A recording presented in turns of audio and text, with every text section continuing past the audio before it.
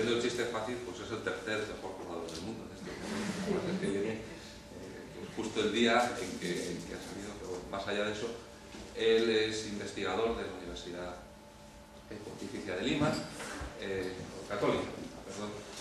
Y bueno, pues hizo allí sus estudios, luego hizo un doctorado en la Universidad de Miami, donde se especializó y entró de lleno en el campo de trabajo del cual hoy nos va a hablar, de materiales bioinspirados, nanoestructurados de base polimérica. Y sobre esto nos va a hablar y le dejo a él, que va a ser mucho más instructivo e interesante. Así que cuando quieras, por favor. Muchas gracias por haber venido a esta charla. Voy a empezar primero por el título de la charla, y definitivamente el título que aparece aquí no es, creo, el título con el que fue difundida. Y eso se debe a una falta de coordinación que hemos tenido en parte por no saber qué día iba a volar. Tampoco sé qué día voy a regresar, por razones similares. O sea que si me ven en televisión esperando en el aeropuerto de Barajas, sabrán que soy yo. Bueno, tengo 3 presentaciones abiertas y no se asusten porque no voy a hacerlas todas. Lo único que quiero es tratar de centrar un poco, dando una breve revisión sobre las principales líneas de investigación que tenemos dentro de este tipo de materiales con los que trabajamos. Esta primera presentación que va a servir para eso, la cual voy a pasar muy rápidamente, solamente viendo algunos de estos puntos, es parte de una que di el año pasado en el Simposio Latinoamericano de Polímeros que tuvimos en Lima, justo el 2008. Y bueno, y esto fue una de las plenarias que hubo ahí. Luego voy a pasar a otra presentación que tiene que ver con el tema que se había difundido hoy día, que creo que tiene que ver con los andamiajes para ingeniería de tejidos, que es una de las líneas con las que trabajamos. Voy a presentar rápidamente también cuáles son los principales materiales con los que trabajamos. Nosotros principalmente en este campo nos quedamos en el tema del desarrollo de los materiales, de los andamiajes, y recién hemos implementado un laboratorio de cultivo celular bastante modesto, pero vamos a empezar a hacer los cultivos celulares en casa, por la dificultad de lograr colaboraciones eficientes para poder hacer esto fuera, que creo que es la mejor manera como debería hacerse, ¿no? Con una colaboración que funcione bien, pero bueno. Y finalmente quiero hablar un poco sobre uno de los últimos trabajos que tenemos, que es, creo que uno de los que más me gustan, que tiene que ver con las propiedades mecánicas de las redes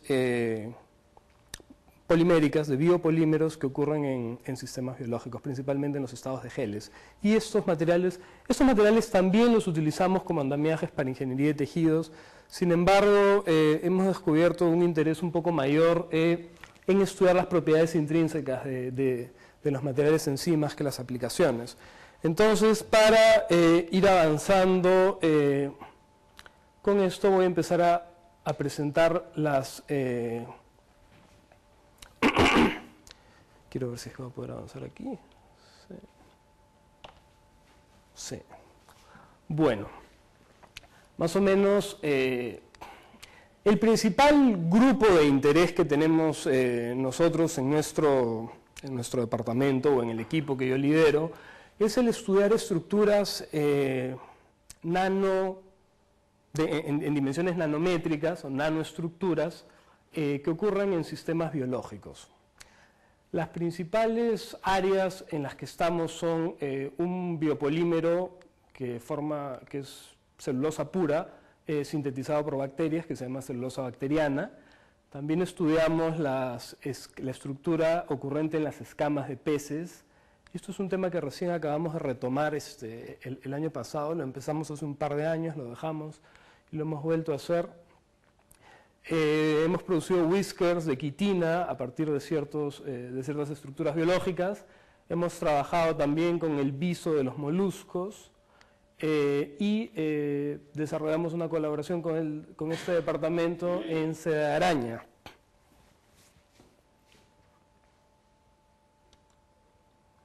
Aquí hay algunos datos sobre seda, no voy a entrar a más porque ustedes aquí naturalmente desarrollan mucho mayor investigación en esto. Estos son algunos dominios que hemos tomado con nuestro AFM en la sede de Argiope argentata, que es la araña que hemos estudiado principalmente en nuestro departamento. Algunas mediciones hechas aquí en este departamento con nuestra seda. Aquí vemos, este es el pez que estudiamos. Estudiamos nosotros no estudiamos el pez, sino las escamas. Y esto fue un tema interesante porque solamente habíamos encontrado un paper en la literatura que describía las estructuras ocurrentes en estas escamas, que están hechas de colágeno, nanofibras de colágeno mineralizadas con hidroxiapatita, lo cual hace un material modelo para aplicaciones biomédicas bastante interesantes. Entonces, bueno, lo trabajamos, lo publicamos no sé, el 2007, 2008, no me acuerdo. Bueno, algo interesante es que es un pez muy grande y que tiene escamas más o menos de 5 centímetros de tamaño. Entonces se puede preparar probetas con bastante comodidad para hacer pruebas mecánicas. Y aquí se ve, por ejemplo, 2008 ha sido esto. Una foto transversal donde se ven los diámetros de las nanofibras de colágeno que ocurren ahí. Y básicamente aquí lo que uno encuentra es una estructura muy similar a la de un material compuesto o composite moderno, pero en dimensiones mucho más pequeñas. Se forman láminas orientadas a 90 grados, tal como la estructura de un vehículo de Fórmula 1 o algo así, pero ocurriendo en la naturaleza, algunos mecanismos de delaminación durante la fractura que han sido observados y parte de la estructura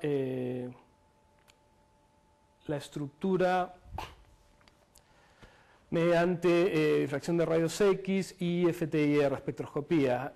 Sobre esto estamos trabajando ahora, y es en lo que hemos retomado en colaboración con un grupo de Alemania que tiene interés en estos materiales. A ver, vamos a ir avanzando. El viso, me parece que aquí no hay, está un poco desordenado esto. Aquí está la celulosa bacteriana. Esto es el sistema que voy a describir en la siguiente presentación. Es un sistema que a mí me interesa mucho, lo trabajamos desde el 2005. Son unas bacterias que sintetizan celulosa pura.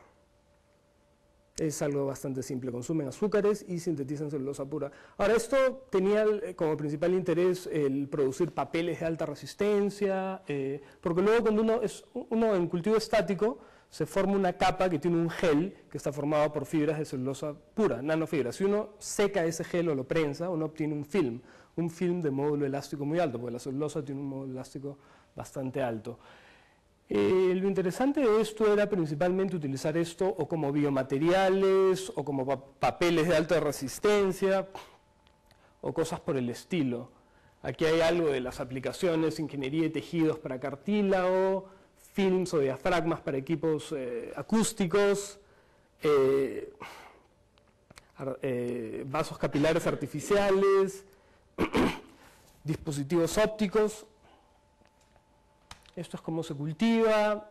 Nosotros lo que empezamos a hacer más adelante fue mezclar estos materiales con otras fases que permitan desarrollar modelos de materiales para aplicaciones médicas interesantes, ¿no? Entonces, durante el cultivo nosotros hemos incorporado almidón, lo cual nos permitió lograr redes interpenetradas bastante interesantes, como se ve ahí algo de esto, y posteriormente hemos trabajado y hemos incorporado hidroxiapatita para hacer materiales que puedan trabajar bien en contactos con huesos y cosas de este tipo, ¿no? Y aquí se ven las estructuras como la hidroxiapatita queda dentro de la red de fibras de celulosa.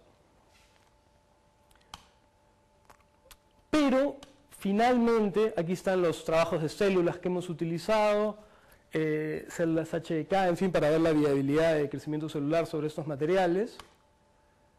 Pero finalmente hemos encontrado un efecto interesante en este tipo de redes que nos ha hecho entrar más a la caracterización de las propiedades mecánicas intrínsecas de este tipo de redes de biopolímeros. Y sobre eso es de lo que voy a hablar ahora más adelante. Entonces, esta presentación la voy a dejar por el momento ahí.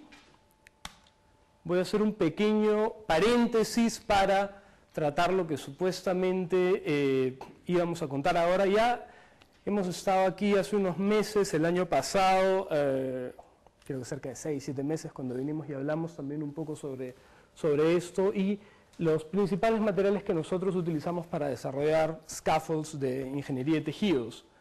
Entre ellos está la celulosa que voy a describir.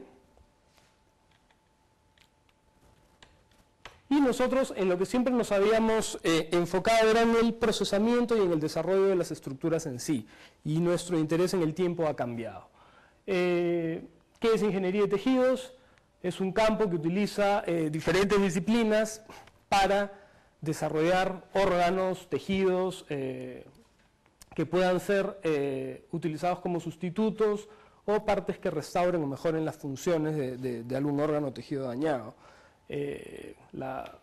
Para los que no están familiarizados con este campo, pues una de las propagandas más clásicas ha sido la foto esta que tenía un ratón con una oreja en el dorso, ¿no? En la espalda, que justamente eso había sido desarrollado como una curiosidad médica. Sin embargo, ya existen pruebas clínicas de órganos desarrollados en el laboratorio por ingeniería de tejidos, como vesículas y otros que ya tienen años de control en pacientes. Entonces ya esto está, el número de patentes ha crecido exponencialmente también en esto, entonces yo creo que sí ya ha dejado de ser una tecnología promisoria para volverse cada vez más real. ¿Qué es lo que nos interesa a nosotros? Nosotros manejamos un campo relativamente amplio de polímeros de origen biológico. Entonces, estas estructuras normalmente están hechas de polímeros biodegradables y bioabsorbibles para que cuando sean colocados en el cuerpo humano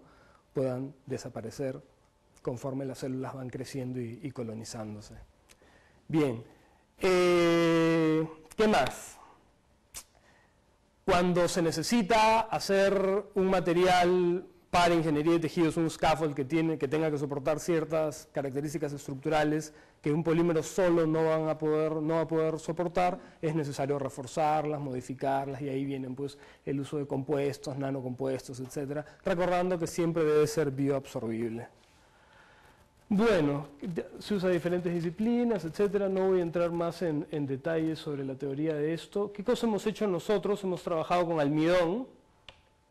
Voy a mostrar directamente ya algunos de los... Hemos trabajado con quitosana, con celulosa. Lo que quiero es mostrar algunos de los scaffolds en sí, más o menos. Estas son las rutas de procesamiento que nosotros hemos usado para almidón. Normalmente hemos utilizado procesos de liofilización y procesos de intercambio de solventes. Básicamente lo que uno quiere es desarrollar estructuras que sean porosas y que sean resistentes. Si es que va a ser un sustrato, un scaffold para hueso, para reemplazar tejido óseo, obviamente tiene que ser algo parecido al hueso, que tenga propiedades mecánicas parecidas al hueso, que sea bioabsorbible y que permita que las células óseas puedan crecer y vascularizarse. Yo creo que lo más difícil es eso, ya para quienes se dedican a la parte clínica, y lograr que las células se vascularicen, es decir, que llegue suministros de oxígeno, sangre, intercambio de gases, etc. ¿no? O sea, es fácil producir una estructura porosa para permitir que las células crezcan. Las células animales tienen dimensiones de decenas de micrones, 10, 20 o algo así. Entonces, uno busca obtener poros más o menos de 60, 100, 120 micrones de diámetro de dimensión característica para que haya suficiente espacio para que las células crezcan. Eso es fácil, lo hace cualquiera. Aparte de eso hay que producir otra distribución paralela de poros mucho más pequeña que permita la vascularización, etc. Ahora, la mayoría de papers en ingeniería de tejidos, incluyendo los nuestros, los que han hecho trabajos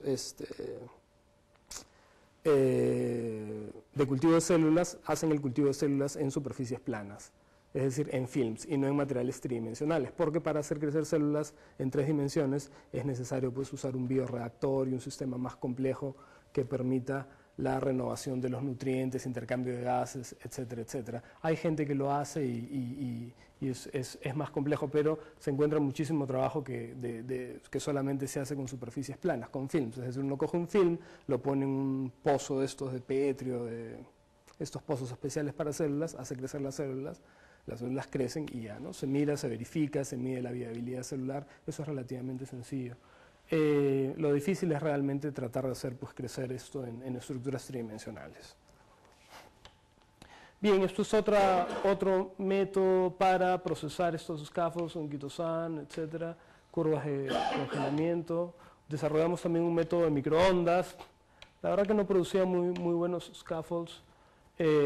Para hueso, desarrolló scaffolds más o menos adecuados por la resistencia, el tamaño de poros grandes, etcétera.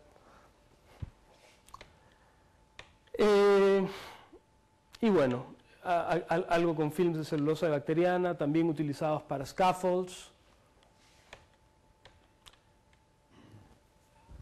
De acuerdo. Esta tabla sí creo que vale la pena verla porque cubre almidón, mezclas de almidón Kitosan y Kitosan puro, y a diferentes temperaturas de congelamiento con diferentes procesos se obtienen diferentes tipos de estructuras macro y micro porosas. Lo cual es interesante, o sea, lo que uno quiere tener realmente en este campo es tener un control completo de los tamaños de poros y de las distribuciones de poros para producir el tipo de scaffold que uno quiere. O sea, ya con este tipo de trabajo es fácil luego apuntar a desarrollar casi cualquier estructura que se necesite para esto. Hacer crecer células en una estructura tridimensional, como dije, sí es algo más complejo. Este tipo de imágenes es la que se ve normalmente pues, en los trabajos. Esto es almidón, pero normalmente esto se ha hecho con ácido poliláctico, que es el biopolímero pues, más fácilmente disponible a escala industrial, PLA, PLGA, PDLLA, etcétera, etcétera.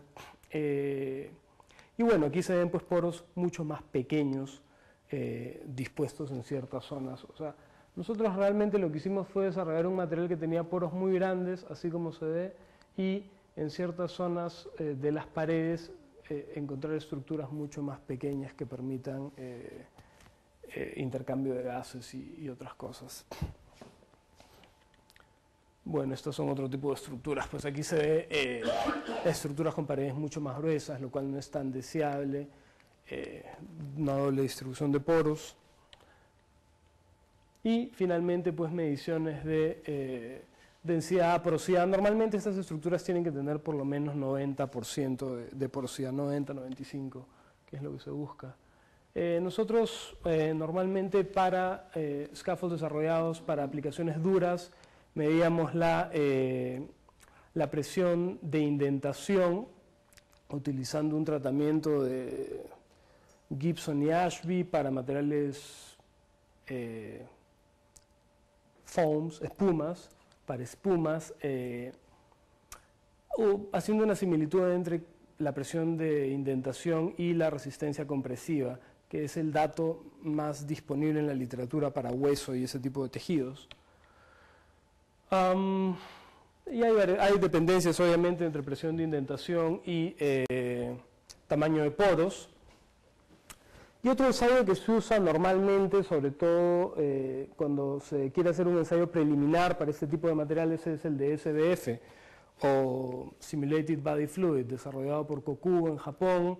Y lo que se hace es producir pues, un líquido que tiene una concentración de iones inorgánicos que es similar al fluido humano. Entonces, lo que se busca es ver si se encuentra formación de hidroxiapatita encima de las superficies del scaffold, y puede que sí o puede que no. Cuando no se encuentra, lo que se hace básicamente es añadir algún elemento donde sí se va a formar la hidroxiapatita, por ejemplo, hidroxiapatita o algún otro tipo de compuesto. Bueno, yo creo que en cuanto a ingeniería de tejidos queda ahí, y ahora sí paso a la parte que originalmente había venido a dar, que es la de las propiedades de las redes de celulosa de las que habíamos hablado.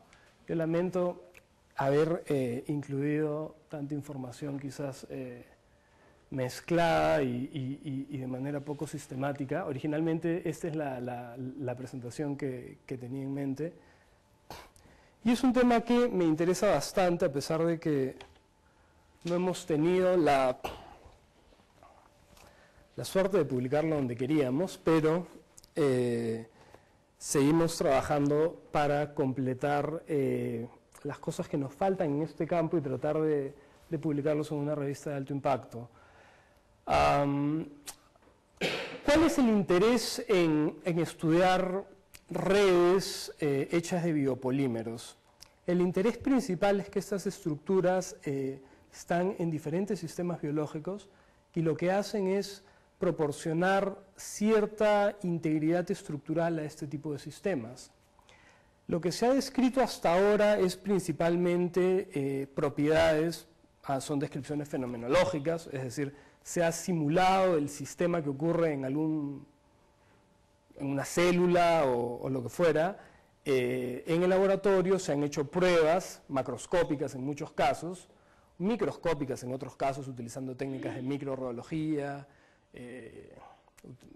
¿cómo se llama? Optical tweezers, pinzas ópticas, o microscopía de fuerza atómica, o cosas por el estilo, para medir propiedades mecánicas en dimensiones pequeñas, y se ha especulado luego sobre las funciones que puede tener dicho, o las implicancias que puede tener dicho o tal fenómeno dentro de un sistema biológico. Para dar un ejemplo más claro, voy a hablar de las redes de actina. Las redes de actina forman estructuras que sirven como el soporte para las células animales, y a través de eso permiten una serie de fenómenos que son importantísimos para la vida, ¿no? Para el crecimiento celular, para la división celular, para la mitosis, para efectos como la mecanotransducción, es decir, la transmisión mecánica de información que puede originar, que da lugar a muchos procesos celulares importantes.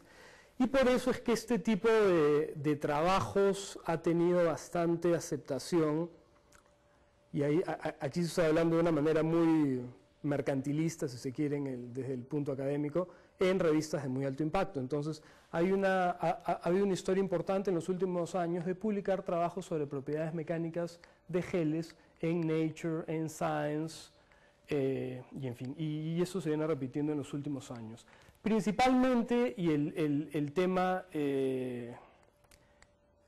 es las redes de actina. Eso es lo que más se ha estado trabajando en los últimos años. Estas son redes que pueden simularse y producirse en el laboratorio. Como dije, estas forman parte del exoesqueleto celular, le dan estructura a la célula y permiten que las células puedan crecer, moverse, etc.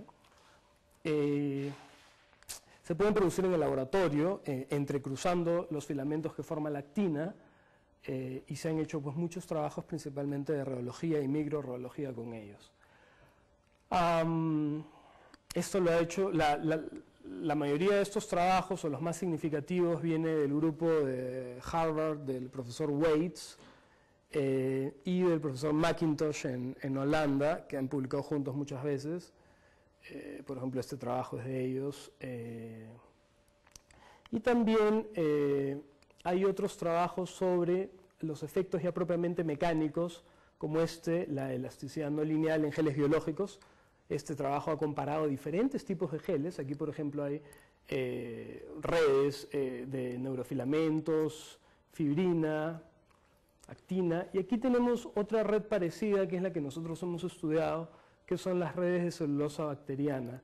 Nosotros hemos utilizado estas redes como modelo para una red de celulosa como las que ocurren en la pared celular en las plantas.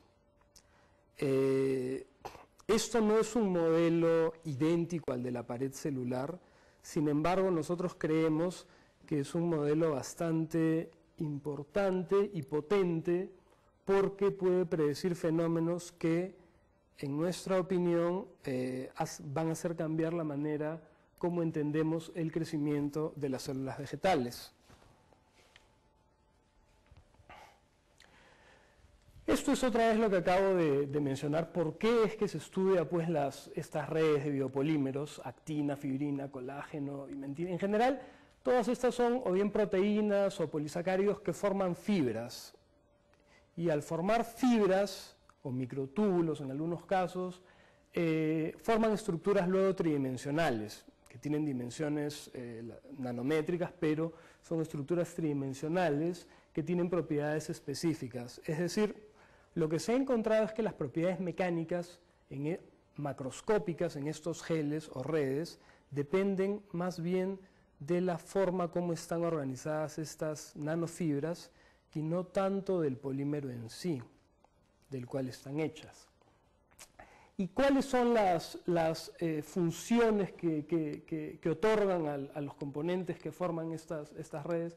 la estabilidad mecánica, como en el caso del citoesqueleto celular, la mecanotransducción, que ayuda pues a que las células puedan interactuar, moverse, en fin, la movilidad celular, la citoquinesis y la estructura de la pared celular en el caso de la celulosa.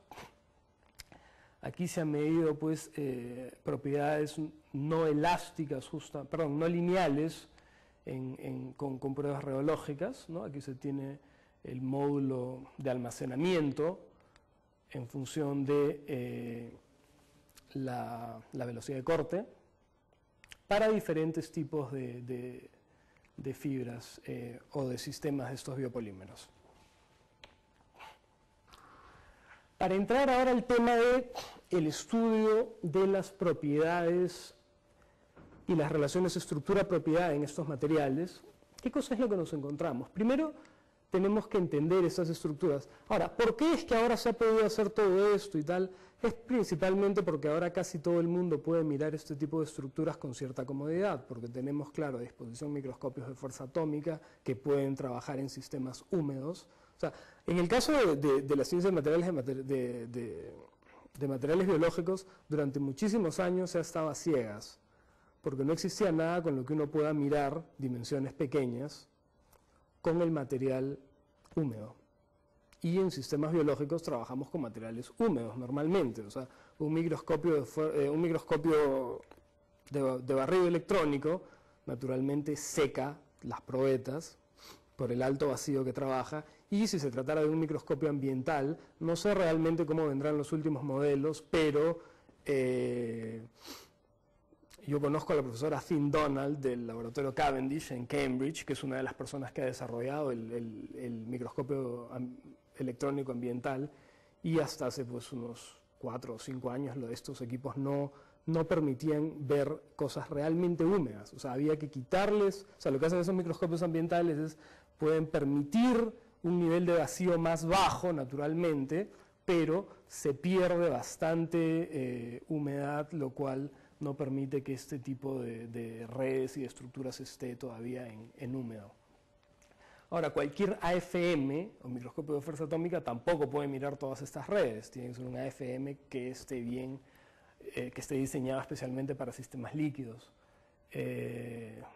Pero bueno, este tipo de cosas ha ayudado. Y el otro, el desarrollo de técnicas microrreológicas ha permitido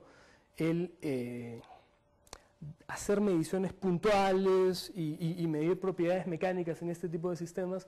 Yo creo que el trabajo de Bustamante con pinzas ópticas, al medir las propiedades mecánicas de moléculas individuales de ADN, ha sido una guía para todos los que han querido desarrollar este tipo de cosas. Entonces, ha habido mucho que se ha tomado de esos papers originales de Bustamante y Smith para empezar a medir propiedades mecánicas en sistemas biológicos. Entonces ya hay gente que se ha metido de lleno a hacer este tipo de cosas y se han empezado a encontrar cosas interesantes. ¿Qué cosas interesantes se han encontrado? Una de ellas es que es posible determinar cambios en el comportamiento bajo esfuerzos mecánicos en este tipo de redes, cambios en el tipo de elasticidad.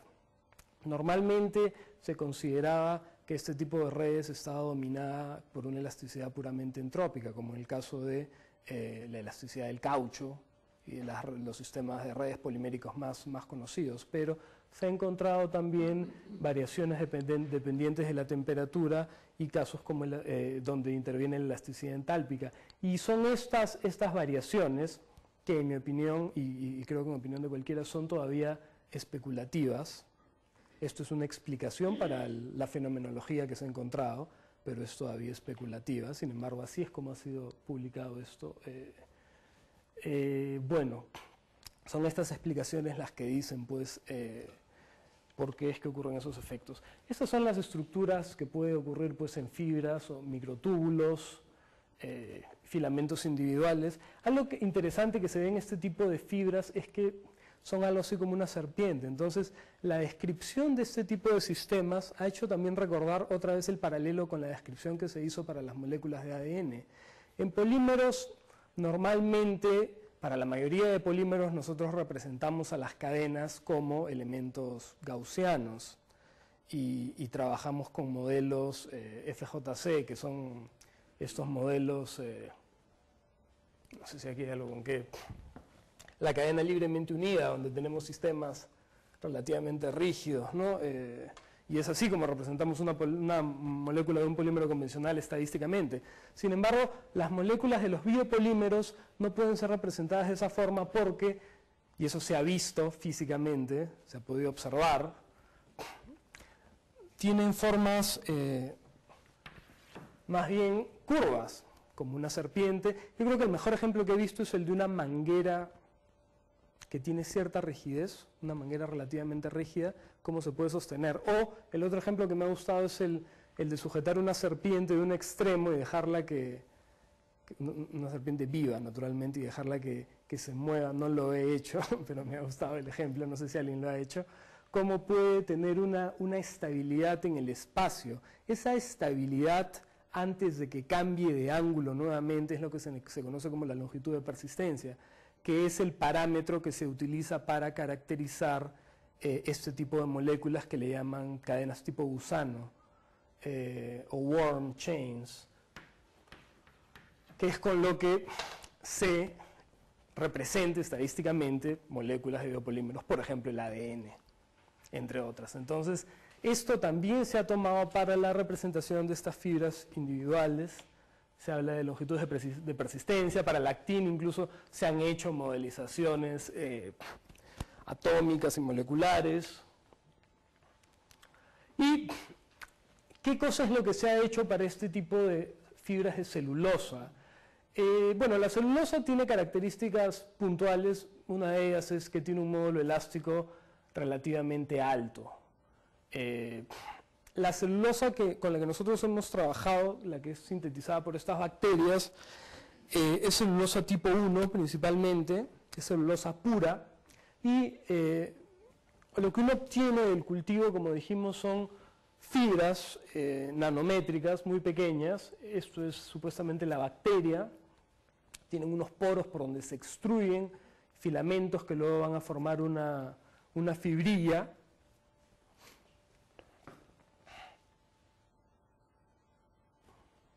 Esto es otro esquema para esto mismo, y estas son las fibras individuales, como están formadas, en una resolución muy alta.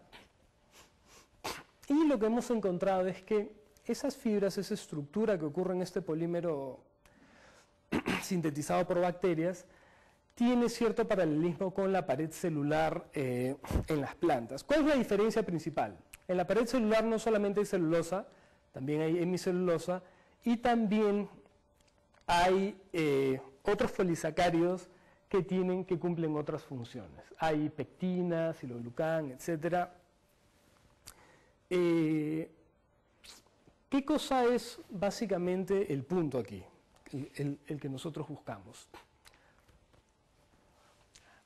Las células vegetales crecen naturalmente, como todas las células, y eso es lo que da lugar a que las plantas puedan crecer y que se conviertan en árboles, en fin, todo lo que quieran. ¿Qué es lo que ocurre aquí? Que hasta ahora el crecimiento de las células en las plantas se ha considerado como que es algo que se debe únicamente a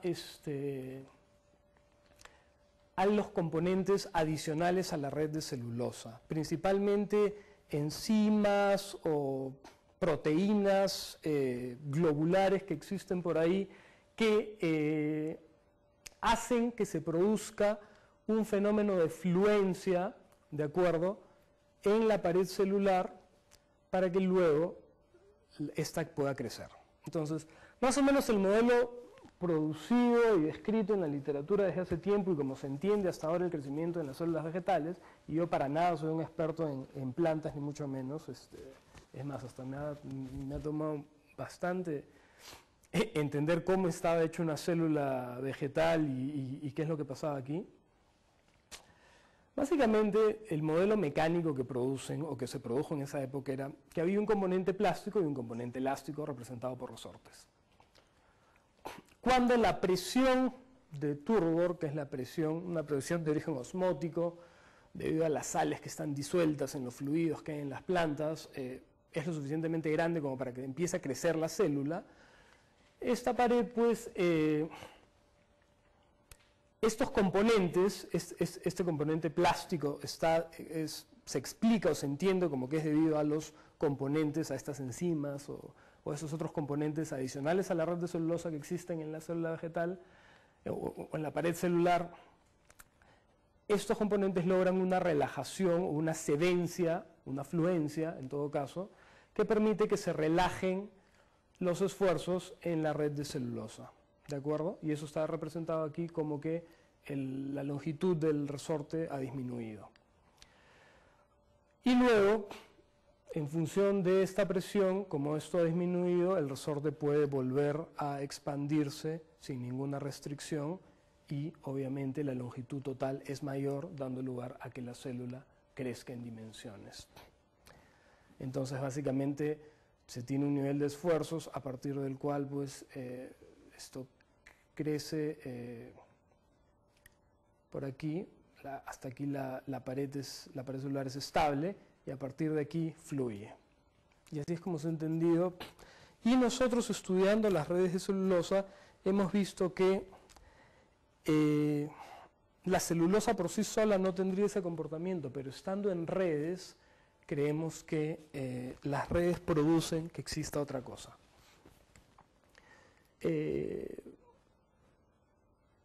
Los efectos estudiados indican que el crecimiento expansivo en células vegetales está dado por variación de las propiedades mecánicas de la red por medio de proteínas, no enzimáticas algunas, expansina, por ejemplo, por la presencia de xiloglucán y estos otros componentes.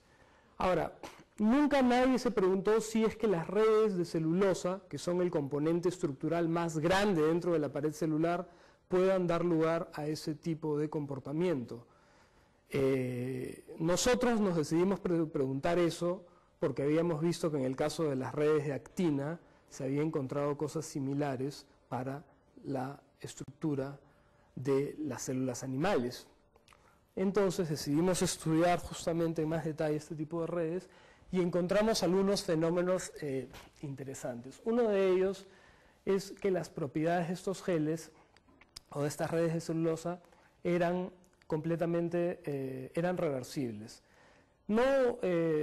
Sí presentaban cierta histéresis, por ejemplo, este es el módulo de almacenamiento de un gel en estado húmedo, completamente húmedo, y el módulo cae a partir de cierto nivel, pero luego regresa al punto original en donde aparece. El módulo de pérdidas también. El módulo de almacenamiento nos interesa por la componente elástica del sistema y si bien se tiene al comienzo para esfuerzos bajos un nivel estable, lineal, aquí hay una caída no lineal y muy grande que ocurre a partir de cierto nivel de esfuerzos. En actina también se ha encontrado un caso de stress softening o ablandamiento por esfuerzo reversible a partir de a partir de este punto de quiebre.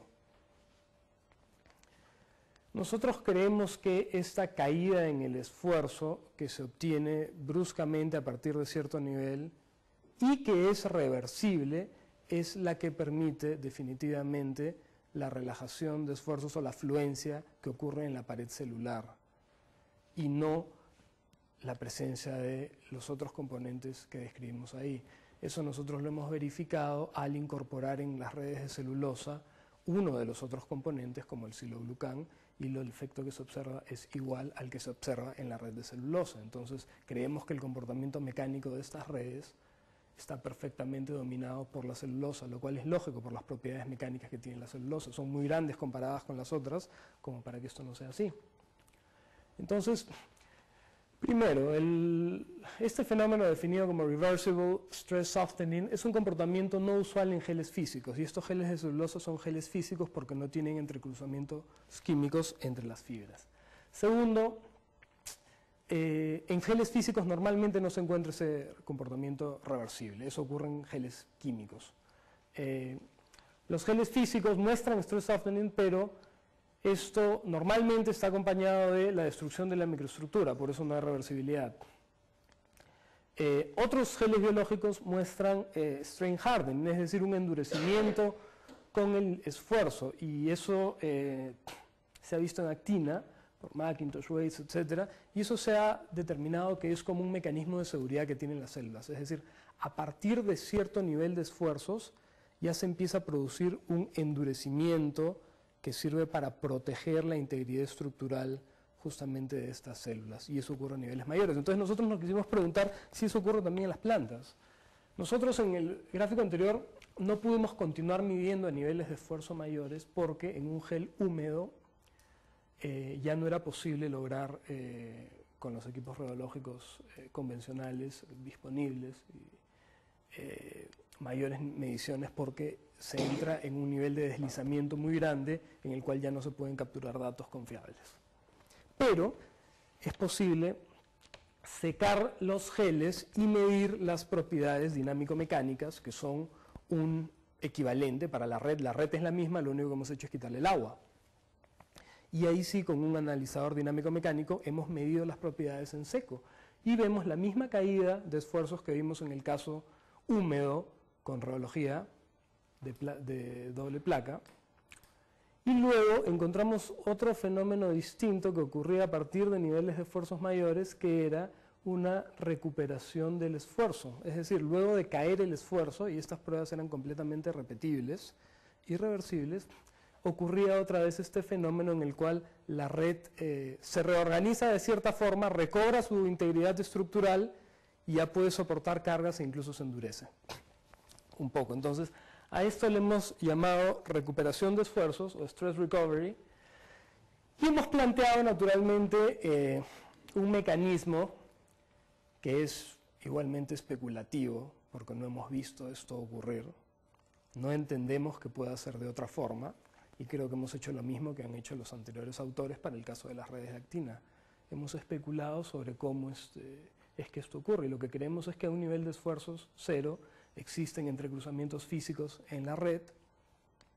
A partir de un nivel de esfuerzos mayores, la red, naturalmente, los componentes que forman la red sufren deformaciones que pueden ser flexión, pandeo y casos mecánicos como son conocidos, que hacen justamente que caiga el esfuerzo, que haya variaciones entre el tipo de elasticidad entálpica o entrópica, como ya está descrito para las redes de actina y otros geles de biopolímeros, pero creemos que más adelante, por tratarse en este caso de un gel físico y no un gel químico, es decir, donde no hay entrecruzamientos químicos, con otros niveles de esfuerzos, es posible que estos entrecruzamientos físicos, no es posible, es seguro que se rompen, porque hemos estimado nosotros cómo se transmite una fuerza macroscópica a los componentes de la red utilizando teoría de redes, y hemos comparado eso con los valores de los enlaces de hidrógeno que existen entre las redes de celulosa,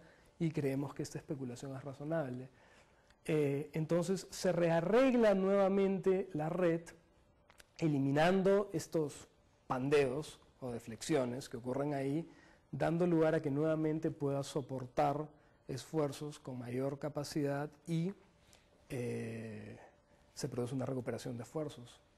Entonces, nosotros creemos que esta teoría es relativa, o este entendimiento, porque todavía no es una teoría, es relativamente sólido, y creemos que así es como se comportan las células de las plantas, y así es como crecen, y esperamos que en el futuro esto se pueda plasmar. Nosotros queremos continuar buscando datos para hacer la teoría un poco más potente. Voy a ir por las conclusiones ahora. Las redes de celulosa bacteriana muestran este fenómeno que se llama ablandamiento reversible del esfuerzo, con el esfuerzo, reversible stress softening, y recuperación del esfuerzo. Esto no es usual en geles físicos similares a los de celulosa, y en esos casos el ablandamiento se debe pues a la destrucción de los enlaces físicos y no es reversible. En el caso de celulosa sí es reversible. El comportamiento mostraría que la importancia de las propiedades radiológicas en redes de celulosa y la influencia que tiene en el crecimiento celular de las plantas es mucho mayor que lo que se cree hasta ahora. El stress recovery más bien funcionaría como un mecanismo de seguridad para preservar la integridad justamente de las células vegetales cuando los esfuerzos son muy altos. Esto es algo similar a lo que ya se ha descrito para redes de actina relacionadas al citoesqueleto celular en células animales. Las propiedades descritas o los fenómenos descritos aquí, el ablandamiento reversible de esfuerzos y la recuperación de esfuerzos, estarían relacionadas también a la falla por inestabilidad de las fibras, buckling o pandeo, que es lo que dijimos, que es lo que da lugar también a estos cambios de entalpía, de elasticidad, del régimen de elasticidad, y al reordenamiento de los enlaces físicos, como ocurre en cualquier sistema de redes, ¿no?, formados por fibras o moléculas, las cuales no estén ensambladas químicamente, sino físicamente. Lamentablemente, todavía pues creo que hay que hacer un poco más de ensayos para esto.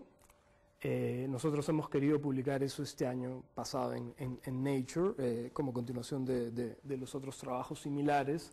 Lamentablemente para Nature no ha sido tan interesante ni tan obvio, pero sí creemos que esta línea de investigación va a dar lugar definitivamente a un nuevo entendimiento del crecimiento celular en las plantas. Y el punto importante creo que es que esto prueba que la mirada desde un punto de vista de ciencia de materiales en los sistemas biológicos definitivamente va a abrir cosas que no se han visto y que va a cambiar muchas teorías que vienen desde los años 80 o algo así, cuando no tenían ellos cómo mirar siquiera qué es lo que había adentro, ¿no?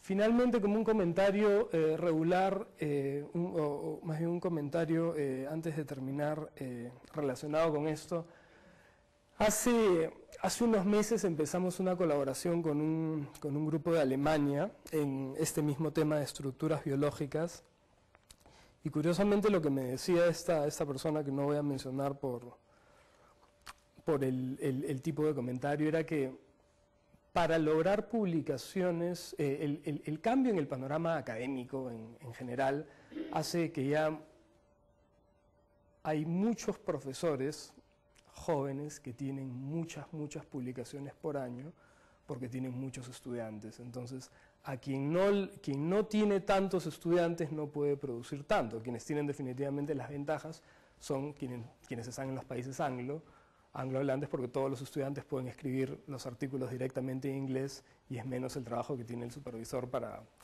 corregir, preparar, etc. Entonces eso es mucho más eficiente en cuanto al número de publicaciones. Entonces hay muchos profesores, como uno de estos, este profesor alemán, que lo que busca definitivamente son pocos trabajos, pero de muy alto impacto. Entonces, naturalmente, para publicar en Nature, Science o cosas por el estilo, se requiere un grado de innovación mayor y otras cosas adicionales, ¿no? y mucha suerte.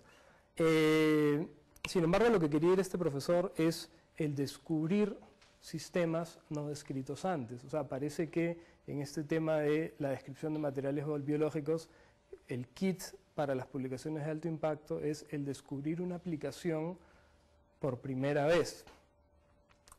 Por ejemplo, no trabajar con sistemas ya muy descritos, muy trillados, sino, digamos, ser el primero en describir tal microestructura o nanoestructura en un sistema especial, por ejemplo, en una concha X que existe en tal lugar, o en un coral de no sé qué, o algo así, pero haber sido el primero que describe esto y seguir por ese punto, ¿no? Nosotros estamos revisitando, en este caso, las células vegetales, no porque nadie lo ha hecho antes, porque ya se ha hecho antes, sino porque creemos que definitivamente esta es la manera como se regula el crecimiento en estos sistemas, ¿no? Pero bueno, creo que no hay que dejar de lado tampoco la descripción de sistemas novedosos y nuevos, porque sí es fundamental para lograr publicaciones de mayor impacto. Y finalmente creo, ya que estamos aquí, para terminar, lo que comentábamos hace un rato con Pepe, creo que los países hispanos deben poner más presión sobre las revistas de alto impacto para lograr que cada vez más trabajos sean aceptados, ¿no? Por por autores puramente hispanos, es decir, sin necesidad de colgarse del brazo de un grupo americano o inglés o alemán. Yo creo que hay que poner mucho más presión, como presión enviando simplemente más trabajos, ¿no? Y buenos, claro, porque creo que los chinos ya han logrado que en cada edición de Science o Nature siempre hay un buen grupo de trabajos chinos. Y eso es únicamente por un tema de cantidad y presión. Es algo parecido, por poner un tema, ya que me presentaron como el tercer mejor jugador de fútbol, es algo así como lo que dice Rafa Benítez sobre Alex Ferguson. La presión que se pone sobre los árbitros hace en cierta forma que se consiga algún tipo de cambio. Entonces, eso es un mensaje no técnico que tenía en la cabeza, pero que quería dar vueltas. Bueno, gracias por su atención. Eso ha sido todo y espero que les haya gustado.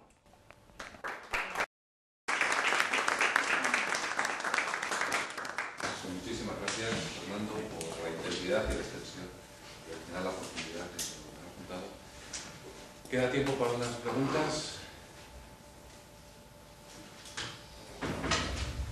No, yo quería saber cómo experimentalmente cómo es el ensayo mecánico. Yo procedo de la parte de ensayo mecánico de sólidos, vamos, y no tenía ni idea que se pudiesen hacer ensayos mecánicos, que bueno, parece que ciertas similitudes se pudiesen comparar los resultados con los sólidos y fluidos, ¿no? Que es lo que hace que es esto, geles. ¿Cómo es experimentalmente? ¿Cómo se hace el ensayo desde el punto de vista experimental? El ensayo para los geles, el ensayo de las propiedades biológicas se hace en un redómetro oscilatorio, es decir, no es un ensayo cuasi estático, sino oscilatorio, aunque hemos hecho como comprobación algunos ensayos cuasi estáticos solo para comparar los puntos de la medición oscilatoria, pero básicamente se aplica un esfuerzo oscilatorio a la muestra. La muestra está contenida entre dos placas paralelas, aproximadamente de 30 milímetros de diámetro, en este caso, existen diferentes dimensiones, y se utiliza un sistema que se llama, me parece que es solvent trap, como trampa de solventes, para evitar que la humedad escape de la cámara. Es decir, es una cámara ambiental la que tiene el equipo, bueno, eso es básicamente, ¿no? Tratar de evitar que el gel pierda humedad, para que las propiedades sean las mismas, porque definitivamente si el gel pierde humedad durante el ensayo, van a variar las propiedades mecánicas. ¿Es como los dos discos deslizan sobre el medio está el gel? Así es, uno está, o sea, los discos están en este sentido, sí. Uno está abajo plano, bueno, no es plano, y la muestra está sobre ese disco. Y el otro disco se mueve. En realidad no estoy seguro en este equipo último cuál es el que se mueve, si es el de abajo o el de arriba, pero uno se mueve relativamente con respecto al otro y como se aplican esfuerzos y deformaciones pequeñas, obviamente, porque son oscilatorios, entonces esto gira y regresa, ¿de acuerdo? Y se mide, obviamente, si se aplica un desplazamiento, se mide la señal en esfuerzo, ¿no? que se produce. Hay una célula de carga en uno de los discos, vamos. Sí, o sea, hay dos tipos de equipos, unos que miden, unos que actúan por control de esfuerzos y otros por control de deformación. Puede usarse ambos. Eso dependerá mucho de la velocidad de formación, claro, de la velocidad a la que lo aplique. Sí, pero el problema es que a velocidades de deformación muy altos o de esfuerzos muy altos también se empieza a encontrar deslizamiento en este tipo de muestras que son nulas. Entonces, en cuanto se encuentra deslizamiento, ya es posible que los gráficos no son confiables. Y justamente para determinar hasta qué rango se encontraba deslizamiento es que hicimos ensayos cuasi estáticos para garantizar hasta qué punto los datos eran confiables. Gracias. ¿Había otra pregunta? Sí, no, yo tengo bastantes curiosidades, pero solo puedo hacer dos o tres generales. Me resulta curioso cuando hablas de gel físico y gel químico. No sé exactamente qué estás definiendo con cada cosa. Luego la experiencia, que si tienes algo de experiencia en AFM con líquidos, porque es una cosa que nosotros estamos empezando y si habéis hecho vosotros algo en AFM con líquidos. Y ya la última curiosidad sería que veis el crecimiento celular en plantas, o sea, haciendo, digamos, una similitud con las plantas, y por qué no hacéis ese crecimiento celular intentando simular a una parte determinada del cuerpo. Esas son las curiosidades. Bien, lo primero, el tema de geles es un tema muy difícil. Yo tengo pocos años trabajando en geles, pero lo primero que me costó encontrar fue una definición de gel. porque las definiciones son totalmente diferentes, distintas y variadas. En el mundo de geles y en el campo de geles la gente los clasifica rápidamente en dos grupos grandes, el de geles físicos y el de geles químicos, únicamente diferenciándolos por el tipo de interacciones entre los componentes de los geles. Si los geles están formados, los geles pueden estar formados por fibras, por partículas coloidales, pero si las interacciones son de naturaleza química, es decir, donde existe un enlace de tipo covalente, por ejemplo, los geles son químicos. Mientras que cuando las interacciones son únicamente de tipo físico, pueden ser como Van der Waals o puente de hidrógeno, cosas por el estilo, interacciones más débiles son geles físicos. Esa es básicamente la diferencia principal en eso. Sobre la segunda pregunta, creo que era el AFM, ¿no? No, yo no he hecho personalmente AFM en líquidos, sí en muestras húmedas, hasta cierto nivel de humedad, pero no mucho, porque el AFM que tenemos no es para líquidos. Sin embargo, los que nos vendieron el AFM han sacado este año un nuevo AFM para líquidos y me han ofrecido celular fluid, supuestamente a un precio rebajado. Entonces es posible que este año compremos un cabezal nuevo que pueda medir líquidos. Y tercero, era sobre... ¿Por qué miráis porque a las plantas y no miráis directamente a... Sí, porque las células animales, porque nosotros hemos descubierto esto en redes de celulosa, y las redes y la celulosa ocurren en la pared celular de las plantas, no en las paredes celulares de las células animales. Nosotros no estamos trabajando con el polímero que forma el citoesqueleto celular, que es la actina. No tenemos experiencia con eso. Te quería hacer una pregunta. O sea, el ablandamiento de las redes estas de celulosa, ¿habéis visto qué influencia tienen proteínas que aparecen en la pared celular vegetal? Porque, bueno, solamente has hecho un comentario de otro componente, pero que es un componente estructural, pero no tiene actividad, porque luego están todas las celulasas, ¿no? Que tienen sí, es cierto. No una hemos hecho todavía eso y eso es... importancia grande en el crecimiento celular, ¿no? Sí. No hemos hecho experimentalmente eso, pero sí lo tenemos programado para este año.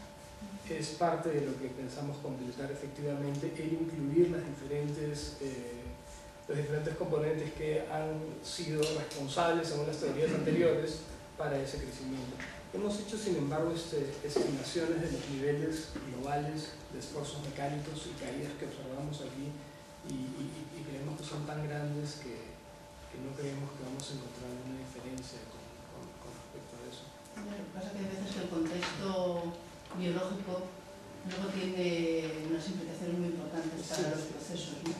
Sí. Pues, ya solamente la aglomeración macromolecular que hay ahí en esos entornos podría modificar el comportamiento del polímero incluso. Yo creo que no va a haber ninguna modificación macromolecular en el caso de la celulosa, porque forma fibras muy estables, las cuales son imposibles casi de separar o disolver. Es más, el disolver celulosa es uno de los problemas ambientales más grandes que existe por el tipo de solventes que hay que utilizar para ese proceso. Entonces, nosotros no creemos que algún componente adicional pueda hacer algo que afecte las redes de celulosa de manera tan importante. Es más, si se encontrara algo así sería un descubrimiento fabuloso para quienes quieren disolver celulosa o modificar celulosa con alguna molécula simple y verde, si se quiere, ¿no? Que le guste el ambiente. No, lo que yo comentaba era que hemos comparado los niveles globales en cuanto a las propiedades mecánicas de las caídas que observamos y creemos, como decía, que son tan grandes que probablemente la hipótesis de pensar que todo viene determinado por la red de celulosa es grande, y eso creo que se verifica al mezclar con una serie de componentes a la celulosa y no tiene efecto. Entonces hemos revisado las diferentes mezclas que se han hecho de celulosa con otros materiales y casi siempre viene determinado casi todo por la red de celulosa, por ser mecánicamente tan estable comparado con nosotros. Pues muchísimas gracias.